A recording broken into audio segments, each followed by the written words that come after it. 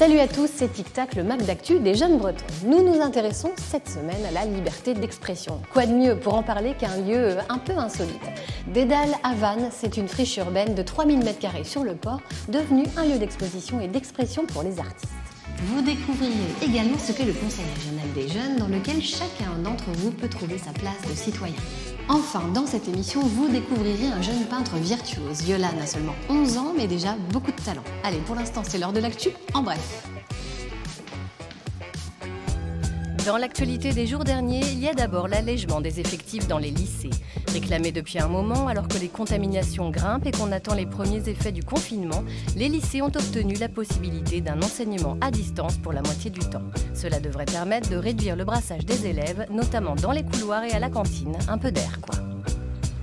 De l'air, ils ne vont pas en manquer. Ça y est, dimanche dernier, les 33 skippers du Vendée Globe ont mis les voiles depuis les sables de d'Olonne, sans public sur les pontons, pour un tour du monde en solitaire et sans escale. Le dernier vainqueur, Armel Lecléache, l'avait bouclé en 74 jours. C'est le record à battre.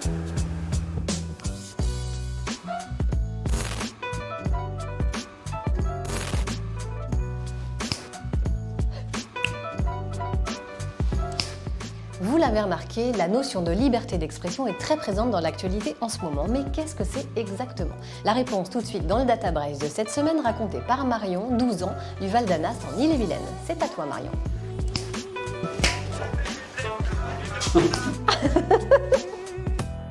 Mes parents m'ont appris que la liberté d'expression est inscrite dans un texte très ancien, de 1789, la Déclaration universelle des droits de l'homme.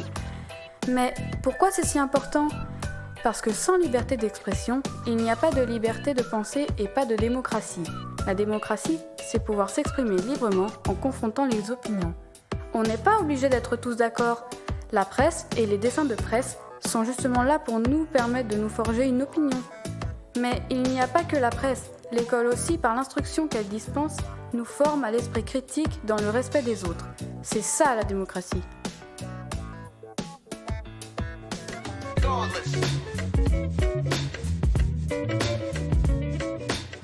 Quand on est jeune, on apprend à se construire progressivement en tant que citoyen. Et les institutions démocratiques, justement, vous sont ouvertes. Certaines collectivités territoriales ont mis en place des conseils d'enfants ou de jeunes qui peuvent prendre différentes formes.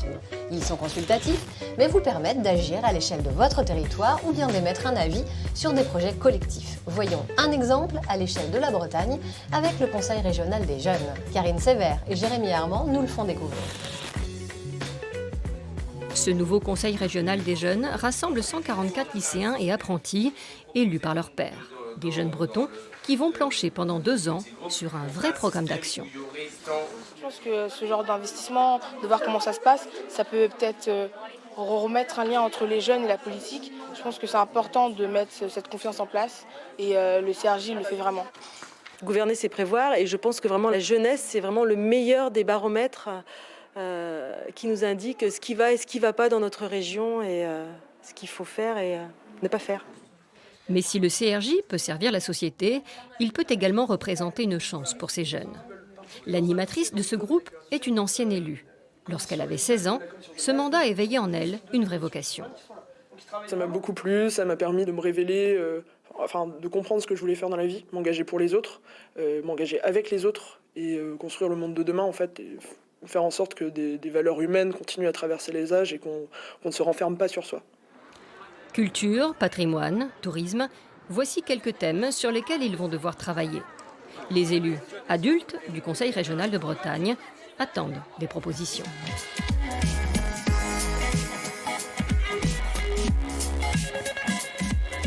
La liberté d'expression se traduit aussi dans l'expression artistique. Vous allez maintenant découvrir un jeune peintre virtuose. À 11 ans, Yolan a déjà toute une palette de talents et un style bien à lui.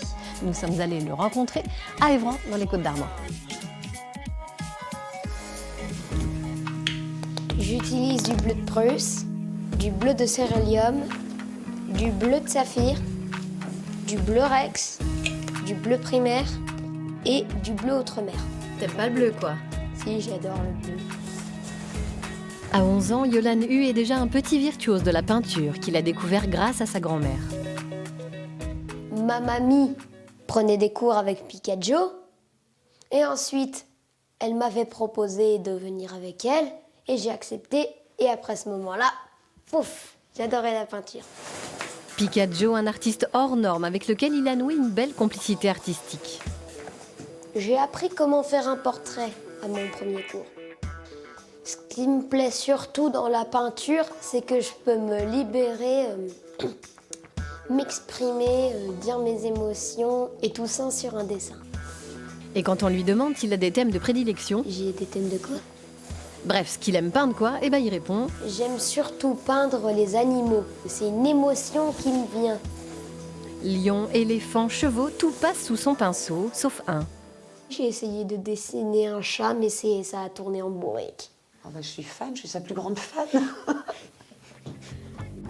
Par contre, Picaggio, est-ce que je devrais rajouter un petit peu de bleu saphir ici? Je prends le miroir pour regarder tous les détails du tableau et pour voir s'il y a des défauts. Moi, je trouve que c'est pas mal. Il a un petit caractère animal, on dirait. Pour moi, il est vivant quand je le peins. On le voit avec sa crinière. Il est en train de courir. Voilà, c'est déjà la fin, on se retrouve mercredi prochain pour un nouveau Tic Tac. Salut!